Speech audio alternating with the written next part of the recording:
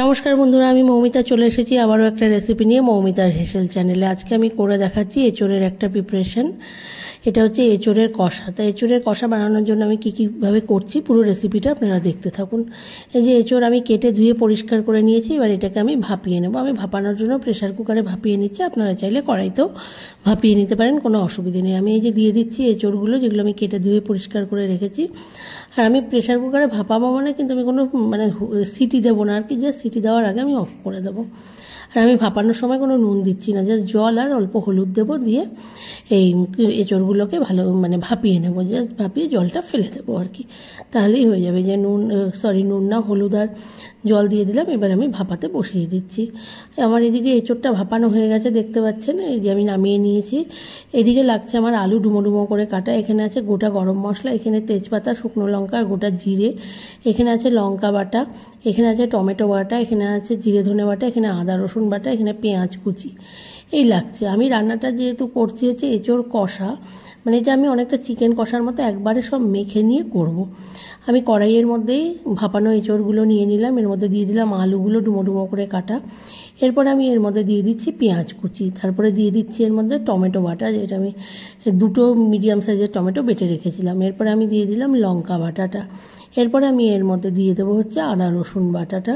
তারপরে আমি এর মধ্যে দিয়ে দেবো জিরে ধনে বাটা, তারপরে আপনার যা যা আছে গোটা গরম মশলা, এগুলো সব কিছু একবারে দিয়ে মেখে করবো। এটা কোনো ফোড়ন আলাদা কিচ্ছু হবে না। এই যে জিরে ধনে বাটাটাও আমি দিয়ে দিলাম। এরপরে এর মধ্যে দিয়ে দিচ্ছি গোটা গরম মশলা, এলাচ, লবঙ্গ আর দারচিনিটা।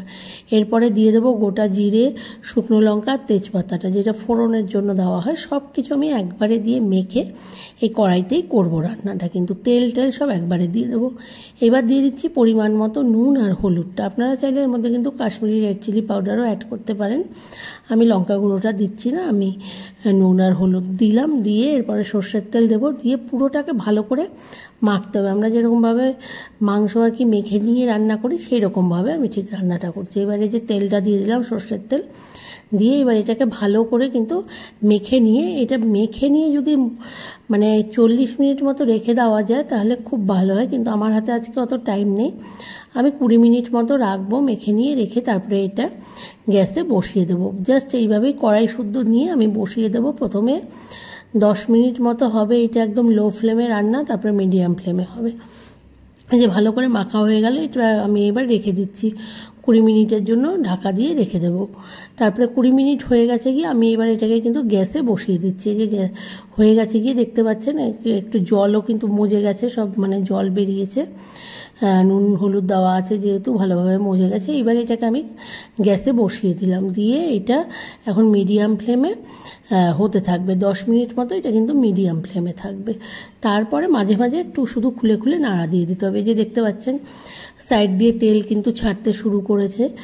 এটা এবার একটু নাড়াচাড়া করে দিতে হবে। এইভাবে নাড়াচাড়া মাঝে মাঝে করে দিয়ে এই রান্নাটা করতে হবে। শেষে পরিমাণ মতো ঝোলের জন্য একটু জল দিতে হবে। এই যে আস্তে আস্তে করে দেখতে পাচ্ছেন অনেকটা কিন্তু কষানো হয়ে গেছে গিয়ে, এখনও কিন্তু এটা লো ফ্লেমে আছে। এখন আমি এটা মিডিয়াম ফ্লেমে দিইনি। আর এই রান্নাটা পুরোটাই লো টু মিডিয়ামে হবে, হাই ফ্লেম কোনো সময় আমি দেবো না। এই যে দেখতে পাচ্ছেন এটা কিন্তু ভালোভাবে কষে গেছে গিয়ে লো ফ্লেমে। এখন আরেকবার নাড়াচাড়া করে দেব, দিয়ে এটাকে কিন্তু আর আমি ঢাকাও দেবো না, আর মিডিয়াম ফ্লেমে এবার দিয়ে দেবো এটা। এবার ভালো করে হয়ে গেছে গিয়ে কষানো, পুরো দেখতে পাচ্ছেন সব কিছু মশলা সুন্দর, গন্ধটা না পুরো সে মাংস রান্নার যেরকম গন্ধ বেরোয় সেরকম গন্ধ বেরিয়েছে। এত সুন্দর এই গন্ধটা বেরিয়েছে, খুব ভালো লাগছে আর কি গন্ধটাই। এবার আমি এর মধ্যে দিয়ে দিচ্ছি ঝোলের জন্য গরম জল। আমি গরম জলটাই ইউজ করি, আপনারা চাইলেও ঠান্ডা জল দিতে পারেন, কিন্তু আমি গরম জলটা দিলে রান্নার টেস্টটা ভালো হয়, সেই জন্য আমি গরম জল দিয়ে দিলাম। দিয়ে এবার এটাকে ভালো করে ফুটতে দিতে হবে। ফুটে গেলে একটু গামাখা হলে নামিয়ে নিতে হবে, তাহলেই রেডি হয়ে গেল গিয়ে কিন্তু একদম এঁচোড় কষা। এই যে দেখতে পাচ্ছেন হয়ে গেছে গিয়ে গামাখা হয়ে।